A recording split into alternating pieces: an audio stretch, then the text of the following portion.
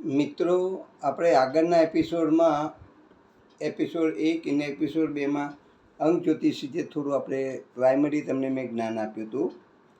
કારણ કે 90% લોકો પોતે પોતાની ડિરેક્શન ખબર નથી હોતી અને એમને પોતાના જીવનમાં ક્યાં શું થવાનું છે કે કઈ રીતે થવાનું છે એના વિશે આપણે આગળ ચર્ચા કરી.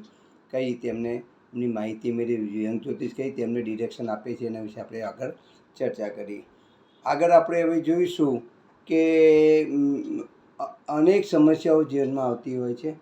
એ આપણે જોયું કે મારો વેપાર કેવો રહેશે, મારે કયો વેપાર કરવો, ભવિષ્ય કેવું મારું રહેશે, ઘર ક્યારે મારું બનશે, જોબ ક્યારે મળશે, કયા ક્ષેત્રમાં મારે જોબ કરવી જોઈએ, કયા ક્ષેત્રમાં મારે ધંધો કરવો જોઈએ, મારું પ્રમોશન ક્યારે થશે, વિદેશના યોગો ક્યારે બનશે, વિદેશથી મને સફળતા મળશે કે નહીં, લગ્ન ક્યારે થશે, લગ્ન જીવન કેવું રહેશે, સંતાન સુખ કેવું રહેશે. આવી અનેક સમસ્યાઓ આપણા જીવનમાં આવે છે અને આનો ઉકેલ આપણે અંક જ્યોતિષ દ્વારા મેળવી શકીએ છીએ.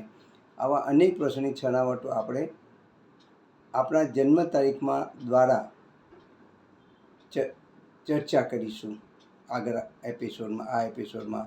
અહીં જણાવવું જરૂરી છે કે પરમાત્માએ આપણને 1 થી 9 અંક આપેલા છે ને પછી બાકીના નંબર આના સંયોજનથી બને છે.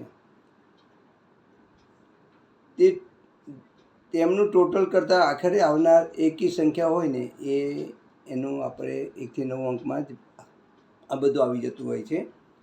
આપણે પ્રથમ જાણીએ કે પરમાત્માએ આપણને આપેલી જન્મ તારીખમાં 3 એવી વસ્તુ આપી છે. એક તો આપણી જન્મ તારીખ, પછી આપણો મંથ, મહિનો જન્મનો અને જન્મનું વર્ષ. આ 3ની અંદર આવેલા દરેક આંકનું તમારા જીવનનું ભવિષ્ય બતાવી રહ્યું છે. તમારા જીવનના રહસ્યો એની અંદર છુપાયેલા છે. આને કઈ રીતે જાણવા એ આપણે જરૂરી છે.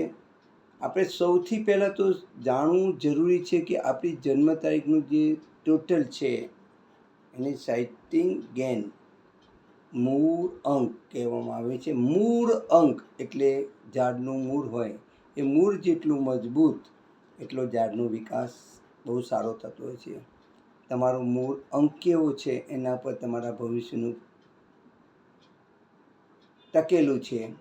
તમારા ભવિષ્યના રહસ્યને એના પરથી જાણી શકાય કે તમારો મૂળાંક કેવો છે અને એની પ્રકૃતિ જાણવી પડે.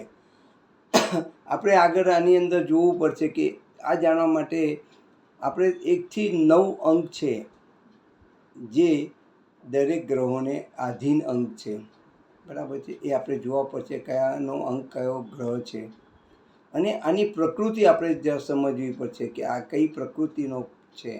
એના લક્ષણો જાણવા પડશે. એ આપણને કેટલું નુકસાન કરે છે, કેટલો ફાયદો કરે છે એ જાણવું પડશે.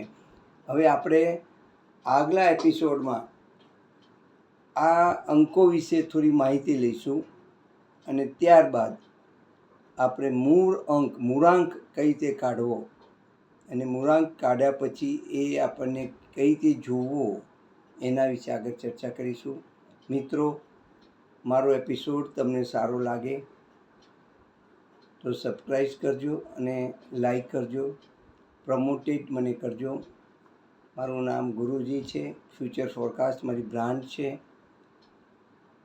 હું વાસ્તુને અંક જ્યોતિષ ઉપર 23 વર્ષથી કામ કરી રહ્યો છું.